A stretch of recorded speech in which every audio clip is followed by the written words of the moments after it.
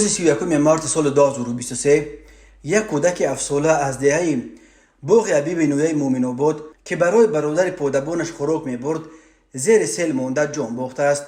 کمیته حالتهای فوق‌العاده تاجیکستان خبر داد که نیمه روز 31 مارس تخمینا ساعت 12:55 ساکن افسرده دهه باغ حبیب نویه مومن آباد ولایت ختلان با مقصد رسانیدن غذا به برادرش که در کوه‌ها چوروانبانی میکرد برابر آمده است، ولی در نیمه راه زیر سیل مانده به هلاکت رسیده است.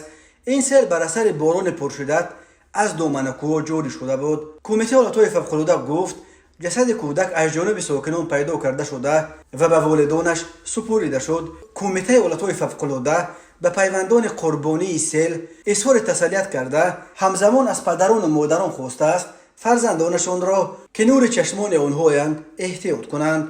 در چنین روزهای بارانی رعایت قاعده‌های بی‌خطری گرو اصلی تامین امنیت شما و اطرافیان شماست، گفته می شود در ابتدای این نهاد. روز 31 مارس در بسیاری از مناطق تاجیکستان باران سیل و ژوله سخت باریده باعث فرو ریختن سیل و آبخیزی ها شد.